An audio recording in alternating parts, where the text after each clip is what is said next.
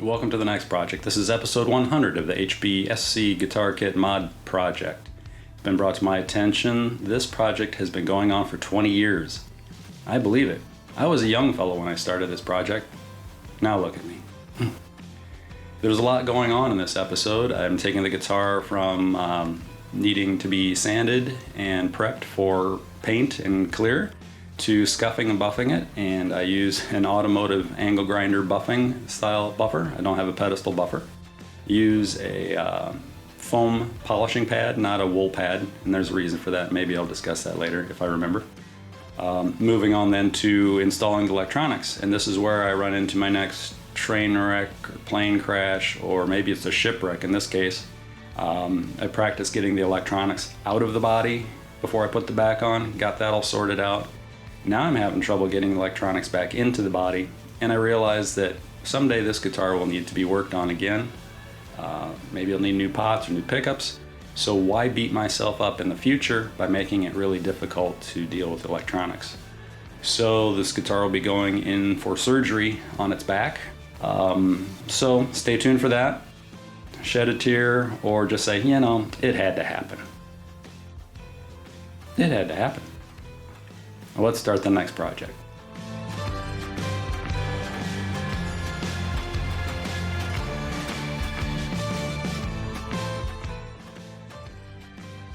Using some Guitar Fetish shielding paint here, mainly just to black out the holes, not so much for shielding.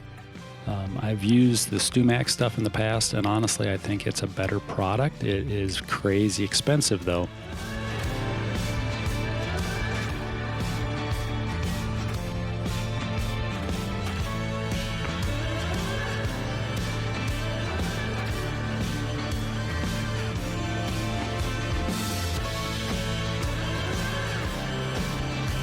Here we are in my fancy paint booth. Have a box fan stuck underneath the garage door there, pulling air out, using just a regular household furnace filter to trap any particulates that are in the air flying around. Nothing too fancy about the way I spray. This is a LVLP spray gun, a Spray It brand, I believe it is, and it works really well for guitar size projects. I might do a kind of a little review on it someday when I get around to it. And actually, if you back up and watch my shirt, it started out gray and it's getting darker and darker. When I was, I need to suck in my gut too. When I started spraying this, it was probably 95 degrees outside and it keeps raining day after day and it's just crazy humid. I was a little concerned the humidity would cause a problem, but since this is an automotive urethane, it handled it really well.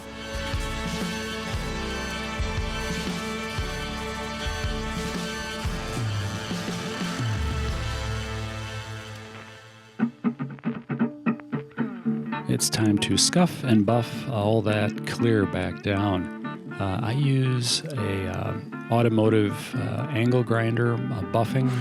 It's a Makita brand, and this is a throwback to when I was painting cars 25, 30 years ago. It works really well. Unfortunately, it's got a lot of torque. It'll grab the guitar and throw it across the room, so you have to be sure to secure the guitar well. As you can see, I'm using a rubber band in my router table.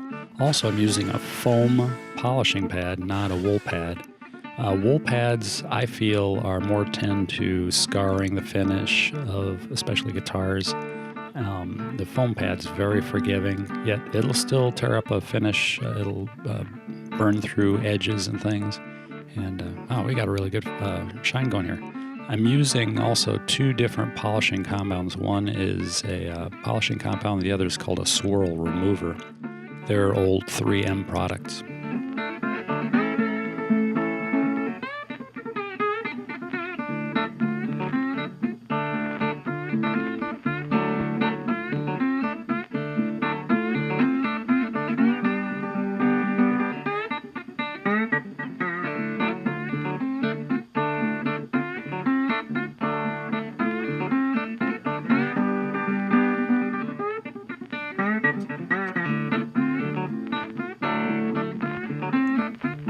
I recycled the little template that I had used inside the body to thin out the top for the controls, and I made two identical locking templates put together for the overall depth I needed.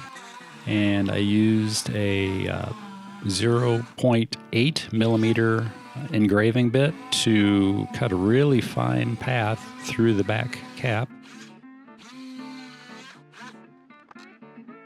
I got a little nick in it, but just like that, I cut a hole in the back, and it turned out really far better than I was hoping it would have.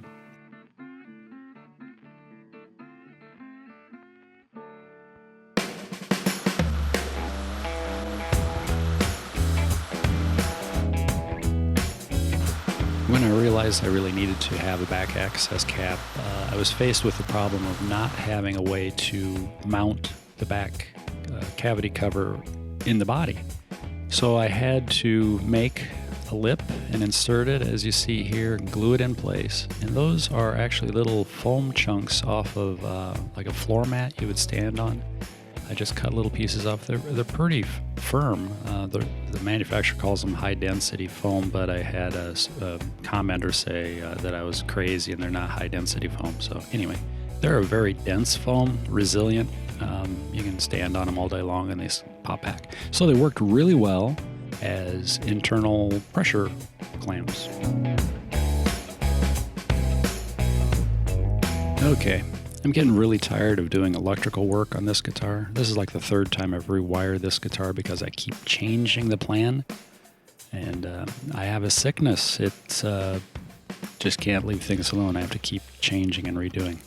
At least I know how it all goes together this time, and it went really well. Another plus, though, with having the back cavity on, a back cavity cover, I realized that my tone knob was reversed. It was acting like a left-handed tone knob. So it made it easy for me to just swap the capacitor and the lead wire coming up to it, and it made it work well for right-handed use. With all the finish work done, it was time to install the tuners, and to do so I needed to run a reamer through the holes from the backside just to clear out the extra little bit of clear that had gotten in there. Things were just a little too snug, but a couple spins of the reamer and all the tuners went in nicely.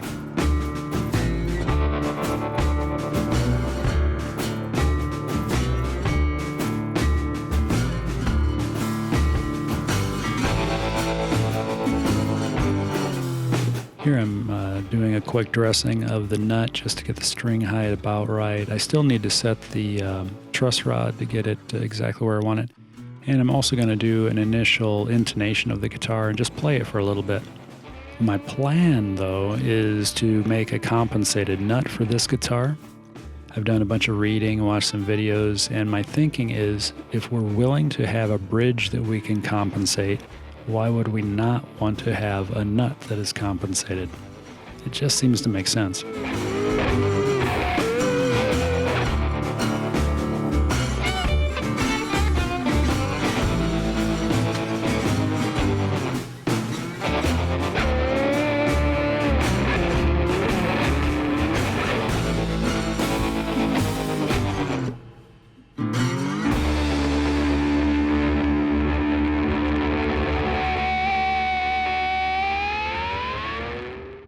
It's a funny thing. You can do a lot of recording only to find out that the microphone is not turned on. Crazy. Irritating.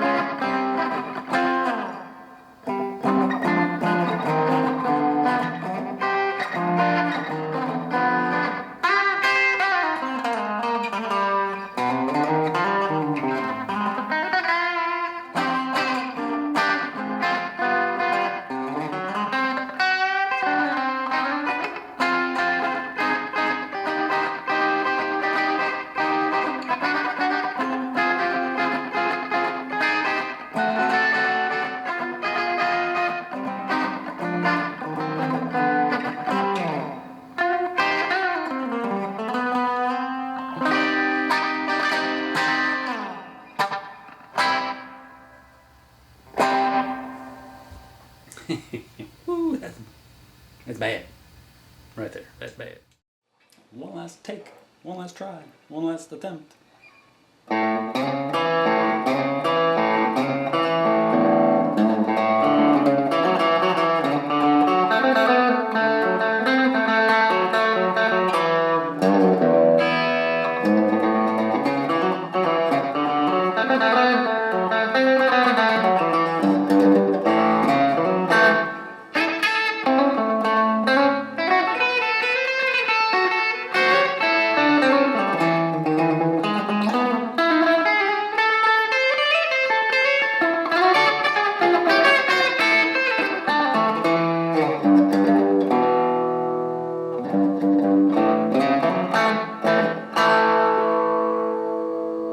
Well, it works better than I do.